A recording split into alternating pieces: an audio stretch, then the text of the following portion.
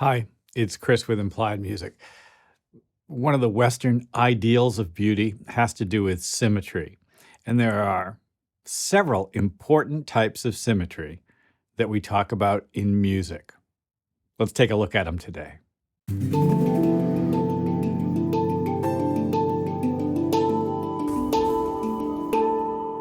Well, of course, you understand that symmetry, as we ordinarily talk about it in our day-to-day life, is about reflection, right? This hand is symmetrical to that hand. And that actually exists on a lot of instruments, doesn't it? In fact, if we look at the piano, and here's the piano keyboard right here, you can see that this note here, and I'm not making a sound with it, I'm just clicking it here. Let's make a tone. That note there is the center of something that I would call mechanically symmetrical shapes. As I go outwards from there, two black keys, two white keys, black, white, black, white, black, white. It's the same going in each direction. And in fact, there are two locations on the piano keyboard, all the Ds and all the A flats that are mechanically symmetrical. We could call them geometrically symmetrical as well, couldn't we? Well, that has nothing to do with music. It's just the way the piano keyboard is built. And all of the instruments that are tuned in fourths and fifths and fretboards divided in half steps, they have symmetries as well. Your hands have symmetries. There are exercises that are based just on the mechanical or geometric symmetries of the hands. That's a whole category, and it's probably worth looking at in a separate video. But today I want to talk about symmetries as we use them in tonal and atonal music. Atonal because, honestly, symmetries in music sound pretty weird. All right, here's the first few examples of symmetry. The simplest example of musical symmetry is the chromatic scale. It contains all of the notes. And in fact, it satisfies the single most important definition for intervallic or musical symmetry that we have, which is that its tonal center is ambiguous.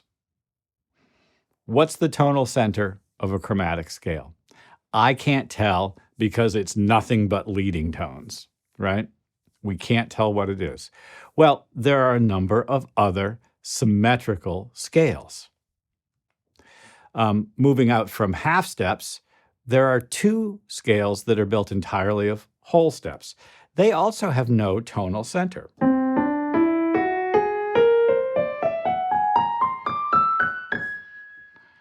It's the spooky, I remember it like it was yesterday scale, right? The whole step scale. And that was the one that began on C. Let's begin on F.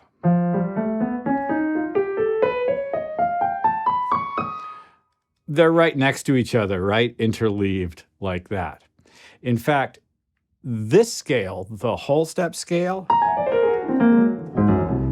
has a utility in dominant chords, and you've probably, if you've listened at all to Thelonious Monk, heard him do that riff that I just did, just down the whole step scale.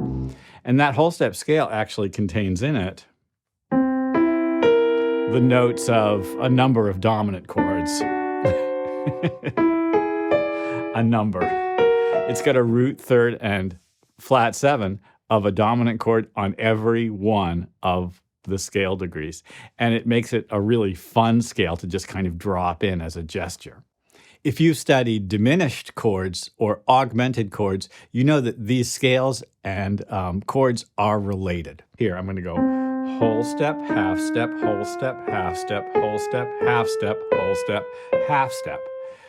It's a 8-note scale we call the octatonic scale. And because it's ambiguous, because it's difficult to determine the tonal center, it is a symmetrical scale.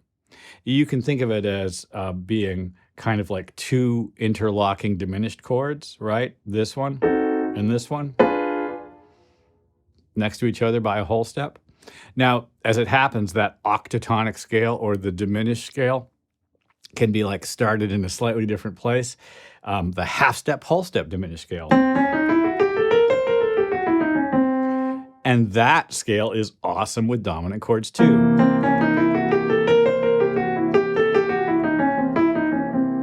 It's got some really good qualities. It's got the C, the E, and the B flat there. And it also has raised 4, which we love. 2 ninths, a flat ninth and a sharp ninth.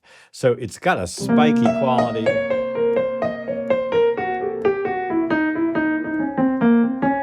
Oh, I do like the sound of that scale an awful lot. There's a chord that goes with the whole step scale as well. We call it the augmented chord, all major thirds. It's symmetrical. You can't tell what the root of that chord is. Is it C or maybe is it E? It's the same notes. Is it G sharp, A flat? It's the same notes. It's symmetrical. Its center is ambiguous. Fascinating, right? Well, I like the symmetrical chords and scales that expand outwards from thirds. And in fact, the symmetrical chords that are built around perfect consonances, that is to say, fourths, fifths, octaves. It's not exactly useful when we're talking about a chord, but let's take this chord here. That's a stack of fourths and is a beautiful sound, right? You're always going to get some interesting sonorities, and it's an ambiguous set of sonorities, a stack of fourths or a stack of fifths. It's a very open sound, kind of a Disney sound, excellent for scoring. Interlocking fifths is a gorgeous sound. You can put one on top of the other for interesting results.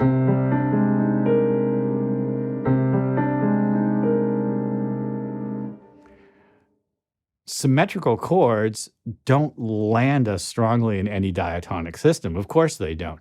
They don't have a tonal center.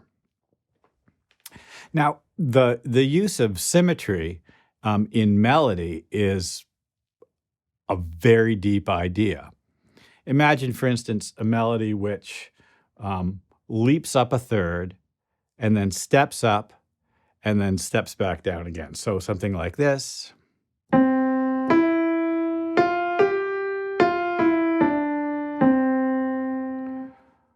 Now, if I invert that, decide I want to do a melody that's symmetrical to it, I would have a melody that leaps down a third, steps down a half step, down a whole step, and then back up again. In other words, I would have this melody.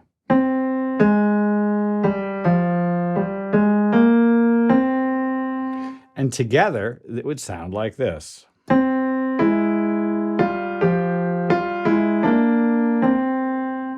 And it makes a pretty picture on the screen. It is perfectly symmetrical. And it has a kind of a counterpoint quality to it, doesn't it? In fact, if we played a C major scale going up, whole step, half step, whole, half, and I did the same structure going down, I would get those notes, which is the A flat major scale from the third.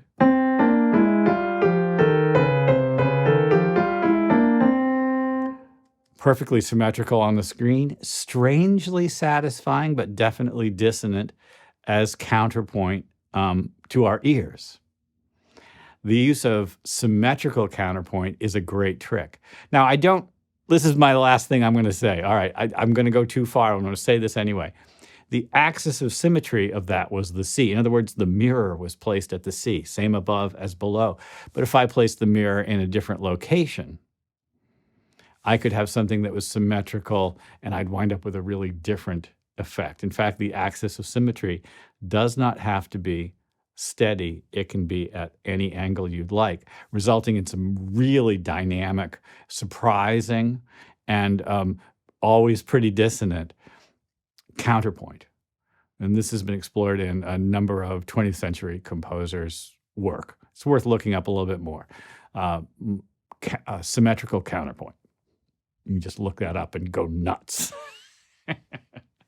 Well, your hands are symmetrical. I hope your face is more or less symmetrical. Mine isn't. It looks completely different on one side or the other.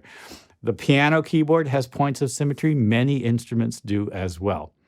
There, oddly enough, are no real good ways to get harmonic, like standard diatonic symmetries in harmony, but you can get some awesome, ambiguous, and sometimes beautifully dissonant counterpoint and chords and melodies out of the use of the idea of symmetry. Well, I hope this has been useful.